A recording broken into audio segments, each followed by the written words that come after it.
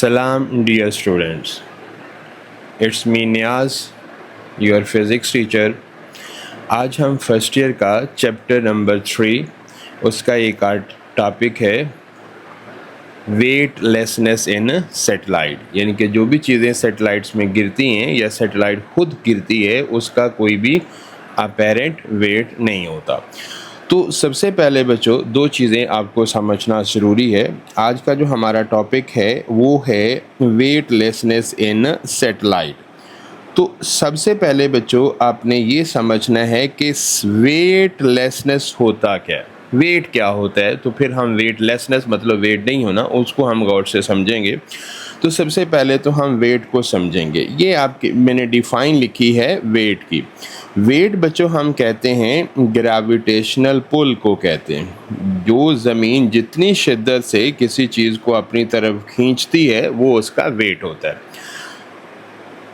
Wait जो है वो दो तरह का होता है, एक रियल वेट होता है, एक अपेरेंट वेट होता है। ये मैंने दोनों टाइप लिखा। रियल वेट क्या होता है यहाँ पे ज़रा गौर से देखिएगा, that is called the real weight. Real weight समझिएगा, कहते हैं कि आपके पास ये वेट क्या है, it's a gravitational pull on object by earth. यानी कि अगर कोई अर्थ के ऊपर है तो अर्थ का ग्रेविटेशनल पुल वेट कहलाएगा, अगर कोई चांद के ऊपर है तो उसका ग्रेविटेशनल पुल जो है वो उसका वेट कहलाएगा। तो बेसिकली कोई किसी भी ऑब्जेक्ट को, ये हमारे पास कोई भी ऑब्जेक्ट है, इसके ऊपर ज़मीन कितना ग्रेविटेशनल पुल लगाती है इसको बच्चों हम वेट कहते हैं। ये रियल वेट होता है और इसका फॉर्मूला होता है W बराबर mg। क्या फार्मूला होता है? W बराबर mg होता है। दूसरा अगर हमने देखना है कि अपेरेंट वेट क्या होता है, अब ये भी बात समझने वाली है कि रियल और अपेरेंट वेट में फ़र्क क्या है वो ज़रा देखिए। कहते हैं कि it is measured by spring balance. ये एक स्प्रिंग बैलेंस के ज़रिए मेजर किया जाता है। फॉर एग्जांपल जैसे और measured by the upward force. अब मैं इसको एक सादा सी एग्जांपल से पहले आपको समझाता हूँ।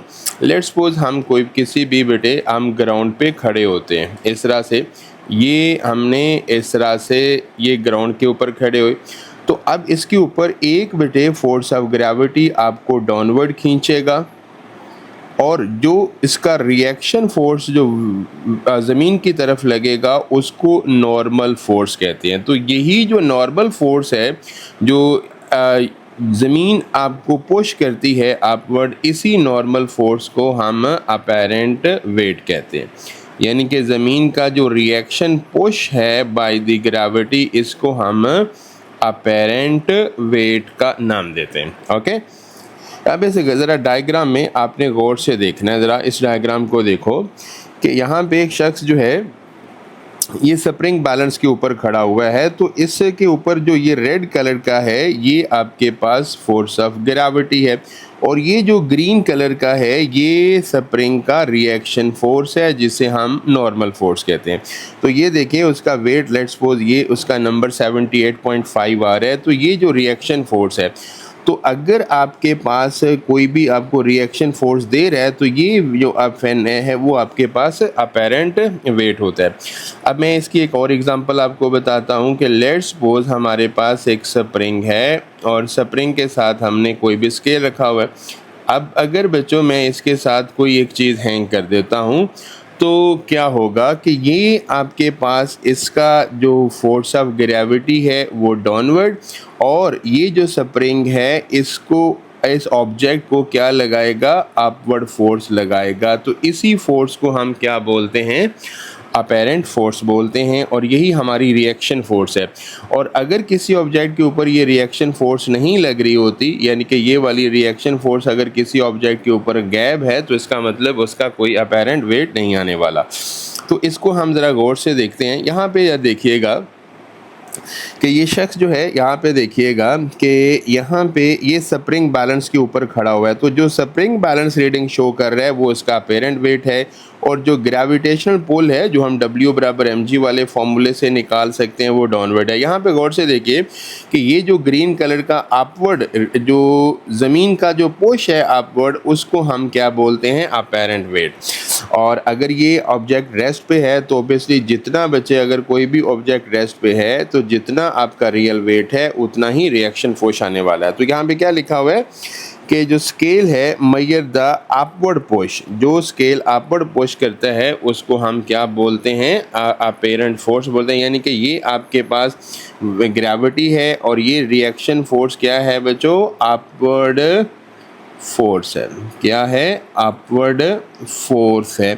और इसी अपवर्ड फोर्स को ही हम क्या बोलेंगे, अपेरेंट वेट बोलेंगे।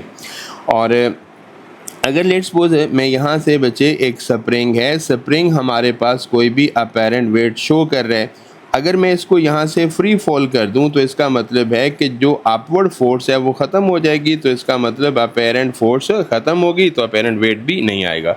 तो अपेरेंट वेट सिर्फ जो है नॉर्मली अगर कोई ऑब्जेक्ट रेस्ट पे है, लेट्स सपोज हम कहते हैं कि ये ऑब्जेक्ट है ज़मीन पे पड़ा हुआ है, तो जितना बच्चों ये फोर्स ऑफ ग्रेविटी डाउनवर्ड करेगा उतना ही आपको पुश मिलेगा अपवर्ड। इसी को हम क्या बोलेंगे, FN नॉर्मल फोर्स बोलेंगे।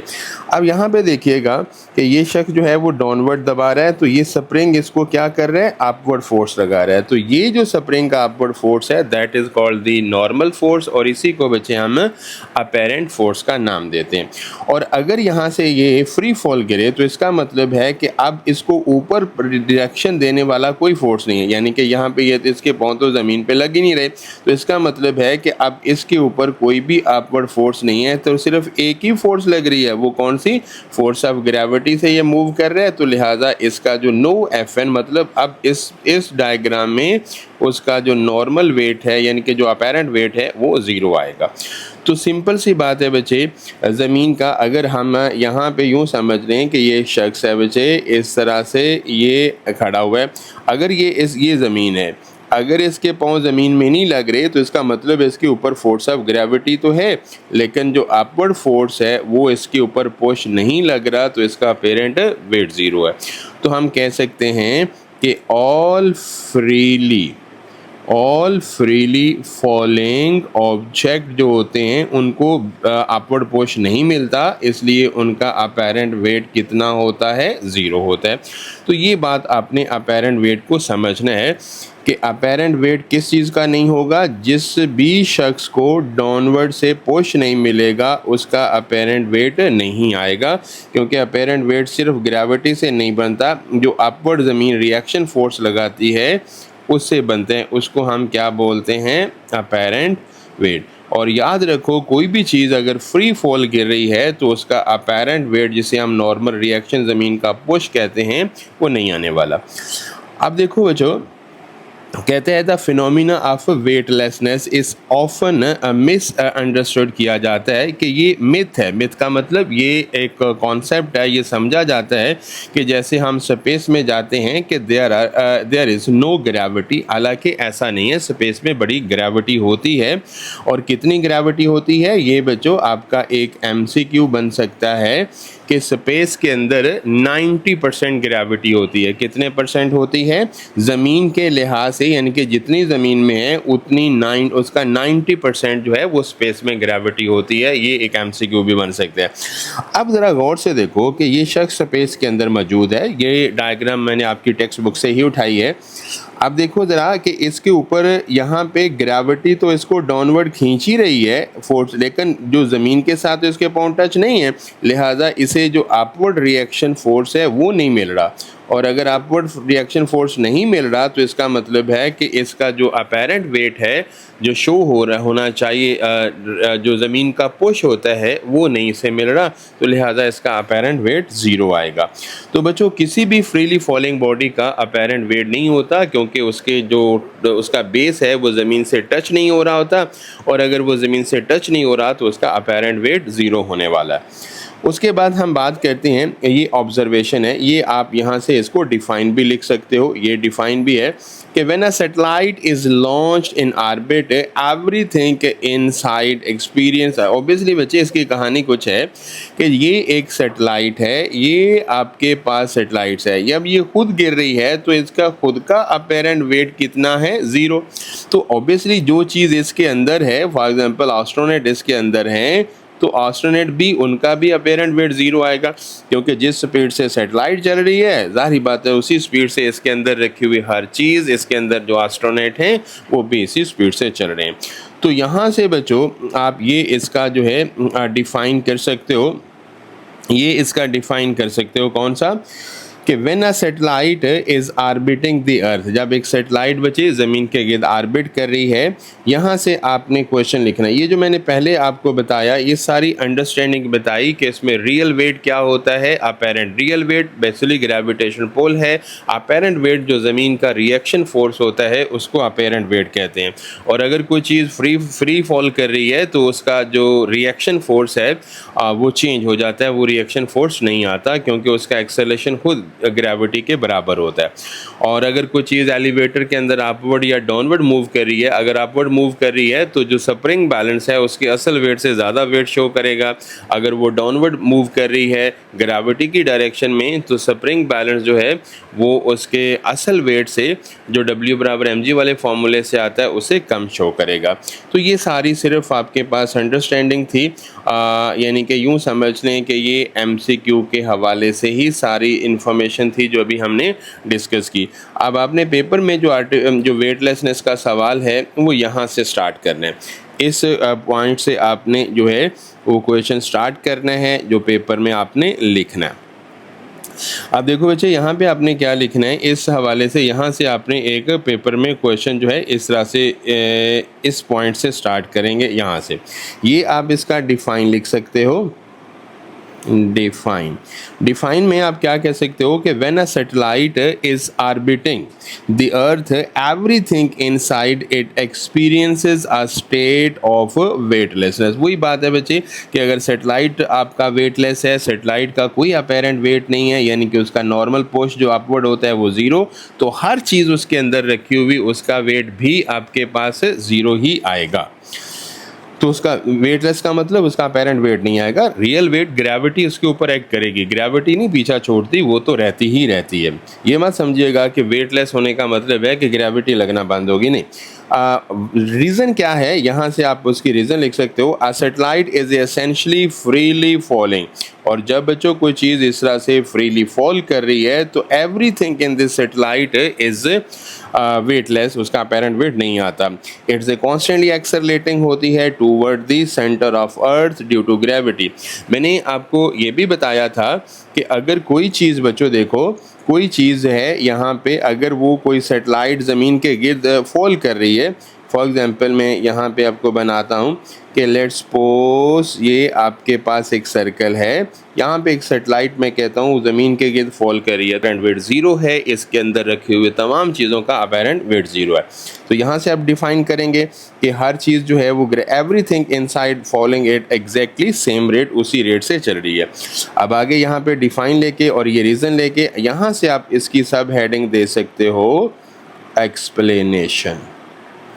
यहाँ से आप इसकी सब हेडिंग क्या दोगे, एक्सप्लेनेशन। एक्सप्लेनेशन में क्या लिखोगे कि consider a satellite of mass, यहाँ पे स्मॉल एम कर लें, अ मैस एम रिजॉल्विंग। ये बच्चों एक सैटेलाइट है, ये उसको जूम करके दिखाया।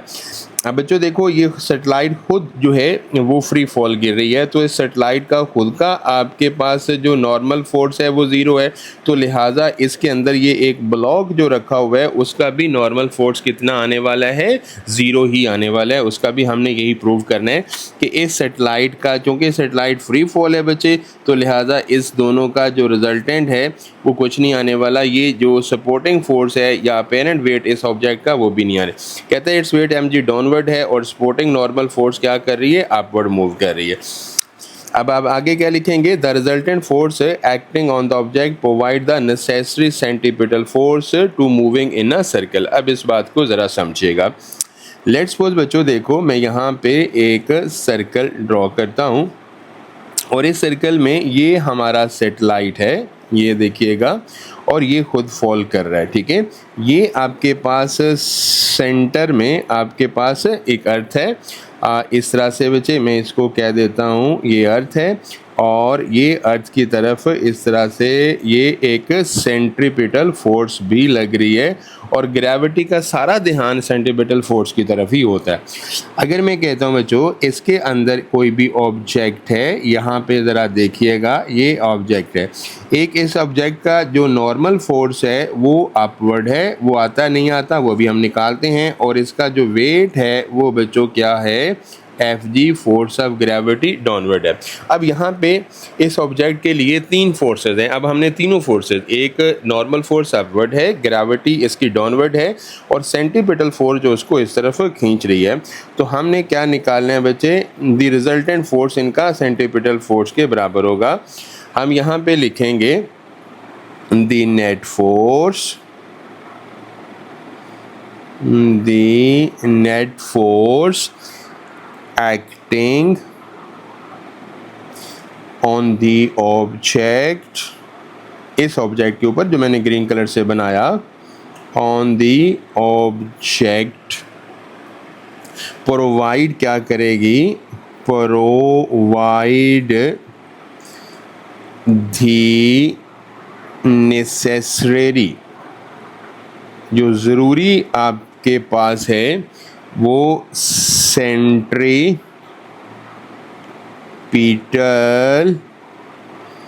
फोर्स प्रोवाइड करेगी। सेंट्रीपिटल फोर्स प्रोवाइड करेगी किसके लिए, टू कीप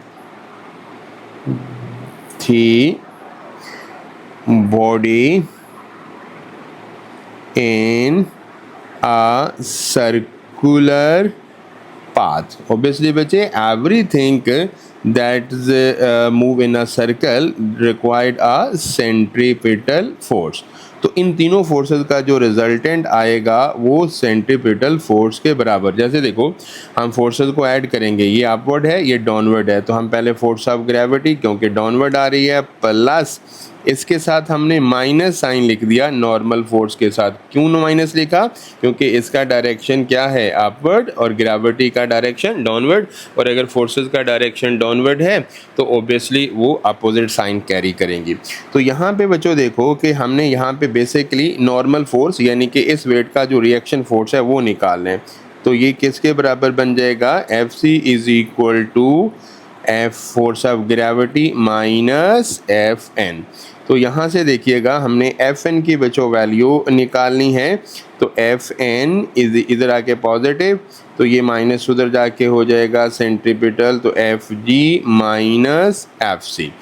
लो बच्चों Fn नॉर्मल रिएक्शन फोर्स, अगर इसका यानी कि इसका नॉर्मल रिएक्शन फोर्स आया तो इसका मतलब है ग्रेविटी लगेगी, वरना यानी कि इसका वेट आएगा वरना नहीं आएगा। तो लो बच्चों F बराबर W force of gravity mg और centripetal force mv square over r होता। ओके, यहाँ पे बच्चों इसको आप लेबल कर लें किसी भी इक्वेशन नंबर 1 का, इसको नाम दे दें, that is called the equation number 1। Now हमें पता है कि बच्चों for satellite itself, for satellite, अब सैटेलाइट खुद भी तो सर्कल है, उसका ऑब्जेक्ट भी अंदर सर्कल में मूव कर रहा है। For it self satellite, satellite की खुद के लिए अर्थ ग्रेविटेशनल पुल, अर्थ ग्रेविटेशनल पुल, वो बच्चों किसके क्या करेगा, पुल प्रोवाइड दी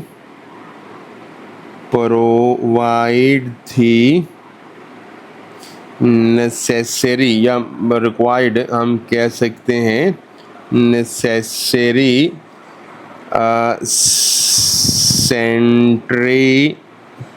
सेंट्रीपिटल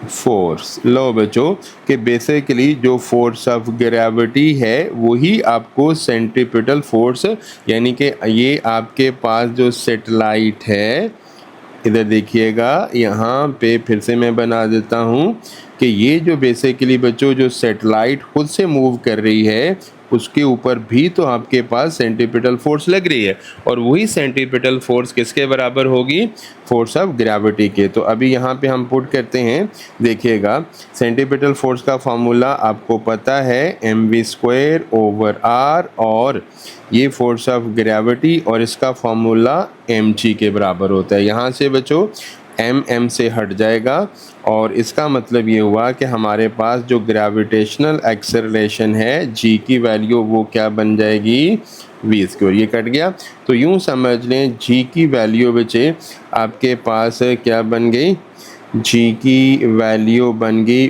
v²/r बन गई।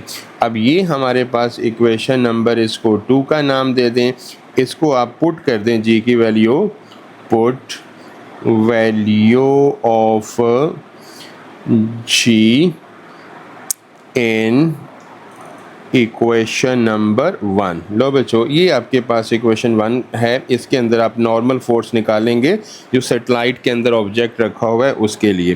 तो अब आपके पास यहाँ पे क्या निकलेगा, Fn इज इक्वल टू, यहाँ पे देखिएगा क्या है mg, Fn is equal to आपके पास क्या है mg माइनस mv²/r। अब यहाँ से बच्चों देखो आपने निकाला क्या कि g की वैल्यू v²/r, उसकी जगह पे हम क्या लगा देंगे, तो यूँ समझ लें कि इसकी जगह पे हम ये लगा देंगे, किसकी जगह पे, v²/v की जगह पे हमने ये पुट कर दिया। तो अब आपके पास क्या बन जाएगा, Fn is equal to mg minus इसकी जगह पे भी g। तो ऑब्वियसली बेटे mg से कैंसिल हो जाएगा। जिसका मतलब ये हुआ कि Fn is equal to 0। Fn 0 का मतलब क्या हुआ कि हमारे पास बचे Fn इज इक्वल टू 0। इसका मतलब क्या हुआ कि जो ऑब्जेक्ट यहाँ पे देखिएगा Fn 0 होने का मतलब ये है कि जो ऑब्जेक्ट इसके अंदर रखा हुआ है इसका कोई भी अपेरेंट वेट नहीं आने वाला, क्योंकि इसका जो पुश फोर्स है बाई अर्थ वो आपके पास 0 आ गया। तो इसका मतलब ये हुआ, यहाँ पे हम क्या लिखेंगे, लास्ट में बच्चों हम कंक्लूजन लिखेंगे कि फाइनल कंक्लूजन हमारे पास बनता क्या है। ज़रा देखिएगा, कहते हैं द मैथ शोज दैट, यानी कि जो नॉर्मल फोर्स हमें शो कर सपोर्टिंग फोर्स जिसने अपेरेंट वेट देना है acting on the body inside the satellite is exactly 0। यानी कि आपके पास यूँ समझ लिए कि जो Fn है, जो सपोर्टिंग फोर्स है या पुश फोर्स है बाय अर्थ, इसी को हम बच्चे जो है अपेरेंट वेट कहते हैं, वो आपके पास क्या हो गया, 0 हो गया। बिकॉज उसकी वजह ये है because there is a no upward push. अभी मैंने बोला क्योंकि अपवर्ड पुश उसका नहीं है, क्योंकि वो तो बच्चे हवा में लटक रही है। और अगर कोई चीज़ हवा में लटकेगी, यानी कि देखो पुश कब होगा, ज़रा गौर से देखना, मैंने फिर से बात बताई कि अगर कोई आदमी इस तरह से ज़मीन पे खड़ा होगा तो उसे पुश मिलेगी, और अगर यहाँ पे अगर कोई आदमी इस तरह से हवा में खड़ा हुआ है तो उसे कहाँ से पुश नहीं मिलेगा। तो सिंपली ये है, द स्प्रिंग बैलेंस बच्चे क्या करेगा, 0 रीडिंग देगा मैयर beside the astronaut inside a satellite, और वो भी उनका भी, यानी कि जो एस्ट्रोनॉट होंगे, जो क्रू होगा, सैटेलाइट का अमला होगा, उसका भी अपेरेंट वेट 0 होगा। तो इस तरह से बच्चे कि अगर हमारे पास कोई भी इस तरह से स्प्रिंग बैलेंस है, अगर वो गिर रहा है तो उसमें कोई रीडिंग नहीं आती। वो रीडिंग कब आती है, जब उसे क्या मिले, अपवर्ड फोर्स मिले, ज़मीन की तरफ से उसे पुशिंग फोर्स मिले, यानी कि ज़मीन इसको नीचे की तरफ खींचे, ये अपवर्ड खींचे। और जब इसे अपवर्ड फोर्स के लिए ये कहाँ पे सपोर्ट ही नहीं है, यानी कि देखो अपवर्ड के लिए यहाँ पे कोई सपोर्ट ही नहीं है, तो फिर इसका मतलब है नॉर्मल फोर्स 0 है। तो बेसिकली कॉन्सेप्ट ये है कि जो ज़मीन का पुशिंग फोर्स है वो आपके पास बचे क्या है, वो है अपेरेंट वेट है। और अगर कोई चीज़ फ्री फॉल गिर रही है तो उसे ज़मीन का पुश नहीं मिलता, तो अपेरेंट वेट उसका 0 आता है। तो आपने यहाँ तक लिखना है, यहाँ तक जो है वो आपका यूँ समझ लें कि यहाँ तक आपका एंड हो जाता है। आपने शुरू यहाँ से करना है बच्चों, उससे पहले जितने भी मैंने पॉइंट बताए यहाँ से आपने स्टार्ट करना है, इस पॉइंट से आपने स्टार्ट करना है, और यहाँ से आपने स्टार्ट कर देना है इस पॉइंट से, और उसके बाद ये सारा लिखना है। ये डायग्राम अगर मुश्किल लगे तो ये वाली डायग्राम आप बना दीजिएगा, और उसके बाद ये वाला सारा लिखना है यहाँ तक, ये कंक्लूजन तक लिखना है। उसके बाद आगे ये कुछ नहीं है। और उसके बाद बच्चों आपने इसमें से और कुछ नहीं लिखना। और फिर eight the end of lecture मैं ये एक मैसेज लिखता होता हूँ, आप पढ़ लीजिएगा। डियर